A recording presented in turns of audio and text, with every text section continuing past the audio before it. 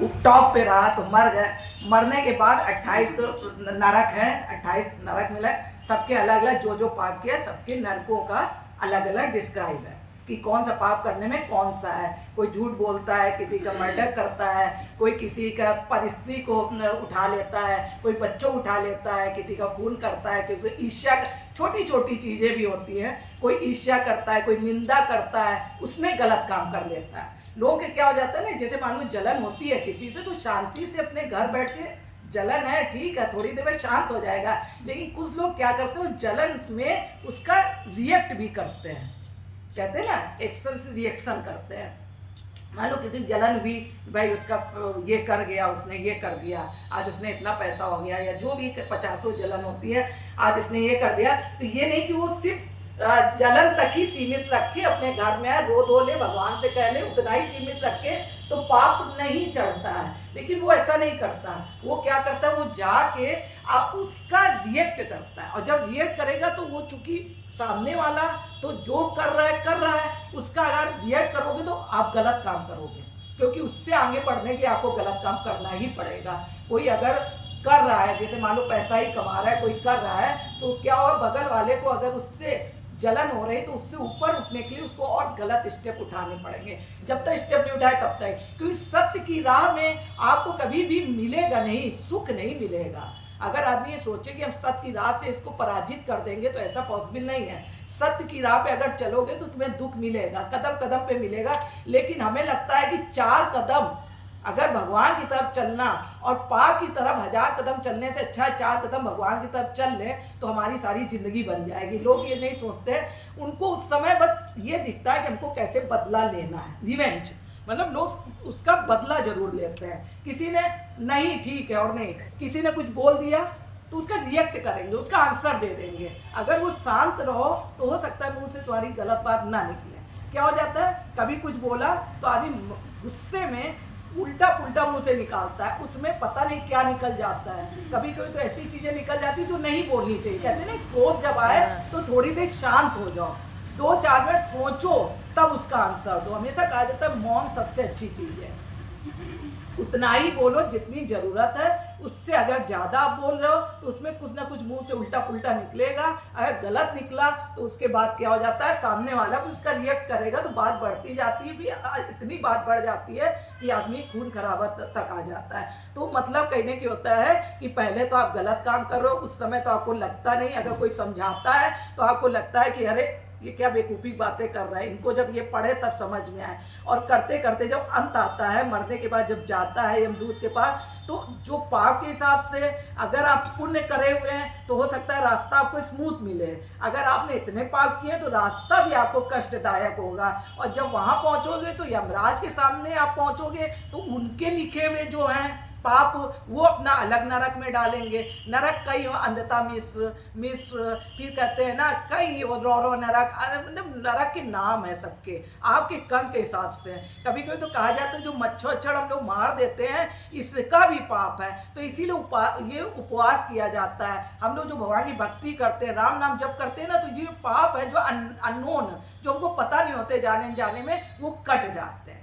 ऐसा नहीं कि हमारे कटेंगे नहीं, कट जाएंगे। इसीलिए कहते हैं जब करते रहो, भगवान की पूजा करो। लोग कहते हैं पूजा क्या फायदा, अरे पूजा जब करोगे, पूजा करोगे, उपवास करोगे तो कुछ ना करेगा, आपके जो अनजाने में पाप हो रहे हैं वही कट जाएंगे। अगर हमारे वही कट गए तो बहुत हो गया। ये पता चला जिनको मच्छर मारे, खटमल मारे और जिसको चींटे मारे, कीड़े मारे, ऊपर जाके वो वेट करते हैं आओ फिर हम तुम्हें नोचे, तो भाई कुब्बी पाप, ये सारे नर के नाम है तरह तरह के। तो उनका कहने का मतलब होता है कि जब आप ये सब पाप करके गए तो पहले तो पाप आप भोग ही रहे हो, फिर इसके बाद आपको 84 लाख योनि अब भोगना पड़ेगा। अभी तो आपने 28 नर्क भोगे हैं अपने, फिर इसका 84 लाख योनि, उसमें भी ज्यादा पाप आपका बच रहा है। तो आपको 84 लाख योनि डिवाइड किए हैं भगवान।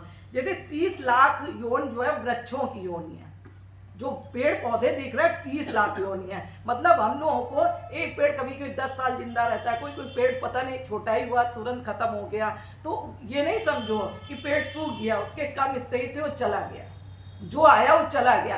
बरगद का पेड़ हो गया, अब लो इतने साल उसको जीना पड़ेगा, है ठीक है, अच्छा है, लेकिन पेड़ तो है, योन ही तो है, उसको कष्ट तो मिल रहा है, धूप में ही सहना पड़ रहा है, आपको सब बारिश हो रही उसको सहना पड़ा। ये नहीं सोचो पेड़ों को कुछ पता नहीं चलता, पेड़ एक योनि है, उसको सारे कष्ट पता चलते हैं। तो 30 लाख जो है वृक्षों की योनि, सबसे अधिक कष्ट वृक्ष की योनि में।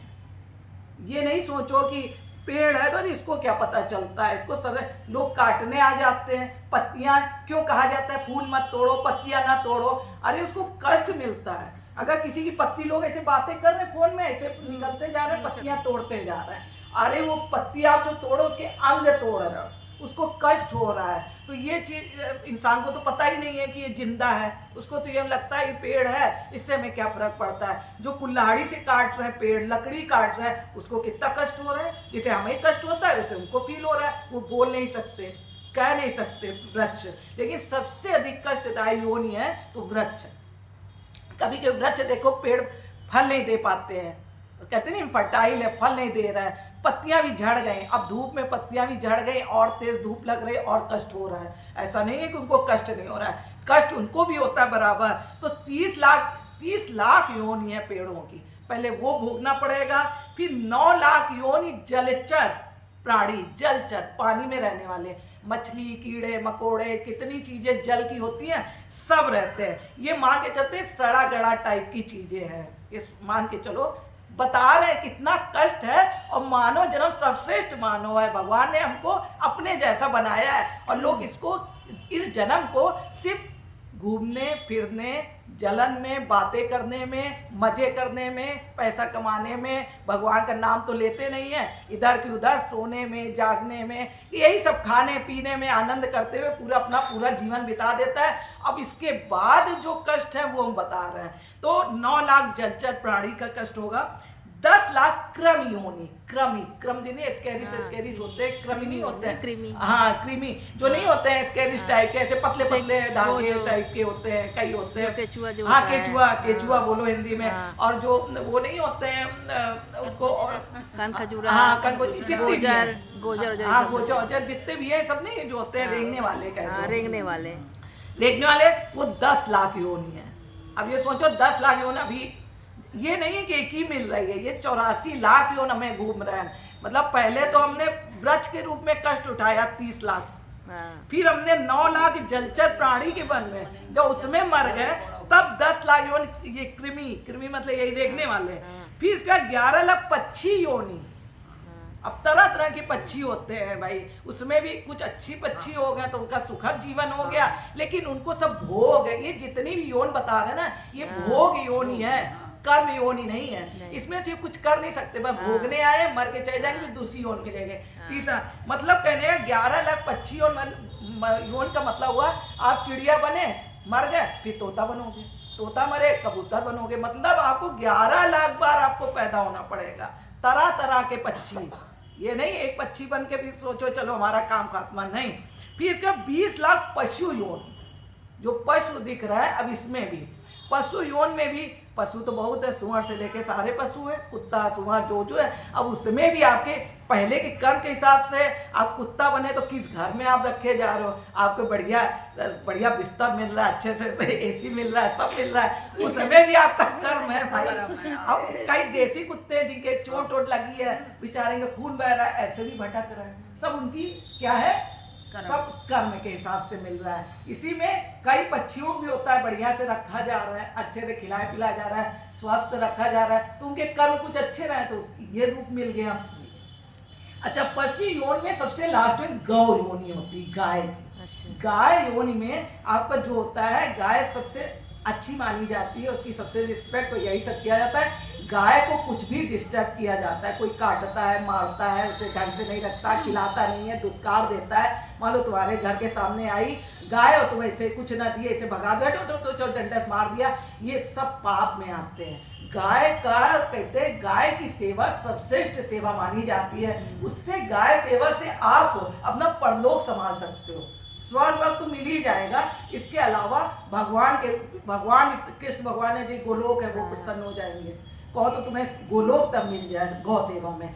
गौ सेवा 20 सेवा, कुछ 4-5 सेवा ऐसी हैं कि भगवान जो है खुद प्रसन्न हो जाते हैं। गौ सेवा से तो सारे देवी देवता उनके शरीर में, उनके गोबर में लक्ष्मी जी हैं। तो कहा जाता है गौ सेवा सबसे बड़ी सेवा है। और गौ सेवा कहते हैं ना, घर के पास भी आए तो उसको कुछ खिला विला दो। ऐसा नहीं है कि आए तो अरे चलो नेगलेक्ट कर दो, खिला दोगे तब भी माना जाएगा कि हाँ भाई किया गया सेवा। लेकिन वही कुछ लोग डंडा से मारते हैं, कहीं कुछ करते हैं, तो ये चीजें पाप में आ जाती हैं, वो पाप मिलेगा। तो गौ लास्ट की होगी। अब इसके बाद 4 लाख मानव जन्म मिलते हैं।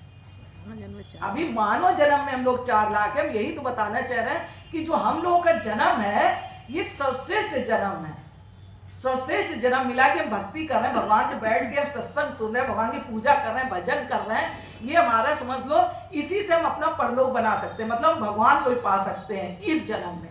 मतलब हमने पहले की योनि बिता चुके हैं, पता नहीं पिछले योनि में क्या थे। मतलब मानव जन्म में ही हो सकता है हमें कोई दिव्यांग रहे हूँ, हो सकता है हम अंधे रहे हूँ, हो सकता है हमें कोई और परेशानी रही हो सकता है हम बीमारी रही हो सकता है हम पैदा हुए और ऐसी बीमारी हुई कि NICU में रखेगा, उसी से एक्सपायर हो जाते हैं बच्चे। पैदा हुआ पता चला 4 ही दिन में एक्सपायर हो गया। तो ये भी एक योनि है। ऐसे करके पूरा 4 लाख योन मानव होता है। और इसके बाद आपको जब ये तन मिले, भगवान की सेवा करने का मिल रहा है अगर मौका, तो इसको कभी छोड़ना नहीं चाहिए। ये मान के चलना चाहिए, ये मिलेगा ही नहीं हमको इस जन्म का। या तो हम मरते समय भगवान से मनाते ना, भगवान अगला जन्म देना, तो अपने चरणों से लगा के रखना, हमको अपने चरणों से दूर ना करना। तो जो हमें अगला जन्म मिलेगा तो उसी परिवार में मिलेगा जहाँ पूजा पाठ होगी और भगवान जहाँ होंगे, उसी जन्म में मिलेगा। अगर मरते समय हमारी इच्छा है, अगर मरते समय हम अपने पोतों और लड़कों, बहू और जानवर सबसे प्रेम कर रहे हैं, तो फिर गए हम, समझ लो गया हाथ से सारा काम। हम फिर से, क्योंकि हमारा भरोसा नहीं है। हम मान लो इस जन्म में अच्छे कर्म किए, ठीक है, अच्छे कर्म किया, पूजा पाठ किया, सब किया, अच्छा कर्म किया, और फिर इसका मरते समय, ठीक है मरते समय भगवान का नाम नहीं आया, लेकिन चलो जो भी हुआ भाई, मरते समय तो आदमी होश में ही नहीं रहता है, चला गया। तो हमारे कर्म इतने अच्छे कि मैं स्वर्ग मिल गया।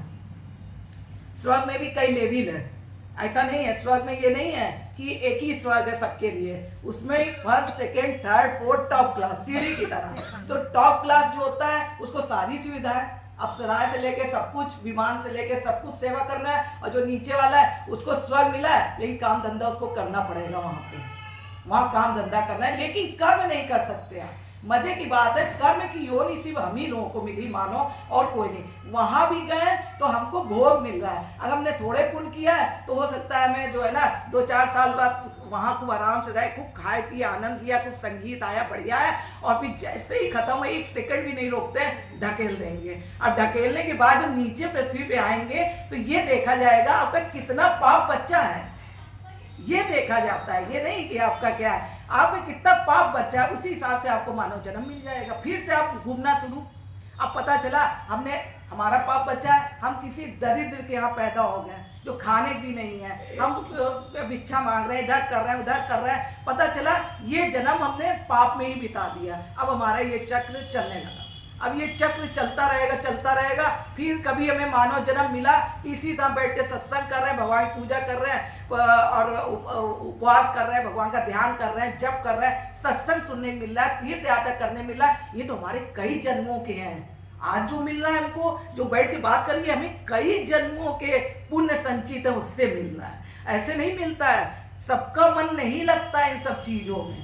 ये चीज तभी अच्छा लगेगा जब आपके पुण्य संचित, पुण्य उदय होते हैं। कहते हैं ना उदय हो रहा है इस समय। हमें जब भी आपका सात्विक विचार आए, भगवान की पूजा में मन लगे, जब करने मन लगे, भगवान के बिना आपका मन तड़पे, जब ऐसा हो तो सोच लो तुम्हारा जो है भगवान की कृपा हो गई। अब भगवान तुम्हें अपने चरणों में लेना चाह रहा है। और जब तुमने उस चीज को अवॉइड कर दिया, भगवान ने दिया, कृपा किया, सब कुछ किया, और तुमने कहा नहीं आज घर में ये काम हो गया, ये हो गया, भाई पहले वो देखे कि ये देखे। भगवान ने तो हमें ये भी बोले हैं करने के लिए कि भाई गृहस्थ जीवन में भी अपने कर्म करो। अब उसको छोड़ के हम कैसे करेंगे? तो तुमने क्या किया, भगवान ने तुम्हें रास्ता दिखाया, तुमने जानबूझ के अपने को मोड़ लिया गलत रास्ते में। अब गलत रास्ते मोड़ गए तो अब भगवान हाथ नहीं पकड़े। कहते हैं मानव जन्म में बुद्धि दी है आपको, बुद्धि विवेक दिया है। आपको अगर कोई परेशानी दिक्कत है, आप बुद्धि यूज करो, विवेक यूज करो कि क्या सही है क्या गलत। आप अपना विवेक यूज कर ही नहीं रहे हो, बुद्धि यूज कर नहीं रहे हो, फिर अपने को घुसेड़े ले रहे हो उसी के अंदर, अब उसी के अंदर डाले दे रहे हो फिर कि हम फिर से जन्म मृत्यु के चक्कर में पड़ते रहे। और जरूरी नहीं है जन्म मृत्यु चक्कर में हम फिर यही ऐसा ही मौका मिले हमें, हम फिर पूजा पाठ करें में फिर ये जन्म मिले, नहीं हो सकता है। अब की बार हमको पता नहीं कहाँ किस जन्म में मानव भी मिला, पता है किस जन्म में, हो सकता है हम एकदम पैसे वाले हो जाए, हमें